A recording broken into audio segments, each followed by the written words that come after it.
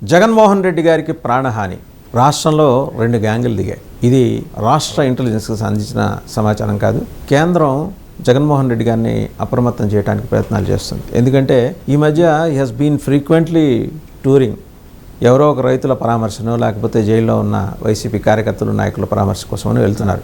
ఎక్కువ క్రౌడ్లో ఉంటున్నారు. అండ్ ఇవి ఖచ్చితంగా ఏంటంటే ఇబ్బందికర సంకేతాలు. ఇవి కొంచెం మీరు మీ చుట్టూ ఉన్న వారిని నియంత్రించుకోవాల్సిన పరిస్థితి ఉంది అని చెప్పేసి ఆయనకి కేంద్ర నిఘా సంస్థల నుంచి సమాచారం అందినట్టు తెలుస్తుంది. ఒకటి మరి ఆయన దానికి తగ్గట్టు ఏమైనా ప్లాన్ చేసుకుంటారు. ఎందుకంటే లాస్ట్ వీక్ నెల్లూరు వెళ్లే ముందర ఆయనకు ఢిల్లీ నుంచి ఒక వెరీ ఇంపార్టెంట్ పర్సన్ కాల్ చేసి మీరు వాయిదా వేసుకోండి అన్నారు. అప్పటికి రాష్ట్ర ప్రభుత్వంతో వైసీపీగా రిఫ్ట్ నడవటం, ఆ హెలిప్యాడ్కి సంబంధించి అనుమతులు లభించకపోవటం, ఈ కారణాల రీత్యా ఆ నెపం పెట్టి ఆయన వాయిదా వేసుకున్నారు. ప్రత్యేకించి తాడేపల్లిలో జగన్మోహన్ రెడ్డి గారి నివాసం చుట్టూతా కూడా సర్విలెన్స్ సిస్టమ్స్ ఈ మధ్యకాలంలో సరిగా లేదు.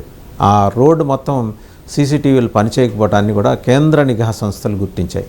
అయితే రాష్ట్ర ప్రభుత్వం ఏంటంటే కొంత ముందరే అప్రమత్తమయ్యి జగన్మోహన్ రెడ్డి గారి ఇంట్లోకి ఎవరు వెళ్తున్నారు, ఎవరు వస్తున్నారు బయటకు అనేది చెక్ చేసుకోవడం కోసం రాష్ట్ర ప్రభుత్వం తన అవసరం కోసం పెట్టించిన సీసీటీవీ కెమెరాలు తప్పించి మిగిలిన సర్విలెన్స్ కెమెరాలు ఏమీ అక్కడ పనిచేయట్లేదు. ప్లస్ జగన్మోహన్ రెడ్డి గారి నివాసానికి ఆనుకొనున్న కట్ట కూడా ప్రమాదకరమైందే. వరుసగా ఆయన అడ్రస్ చేసిన సభలు కావచ్చు, ఆయన వెళ్ళిన ప్రాంతాలు కావచ్చు, మొత్తం క్రౌడ్ తోటే ఉన్నారు. గుంటూరు జిల్లా నల్లపాడు మిర్చియాడు, అదే ప్రాంతంలో మిర్చి బస్తాల దొంగతనం ఆ రోజు.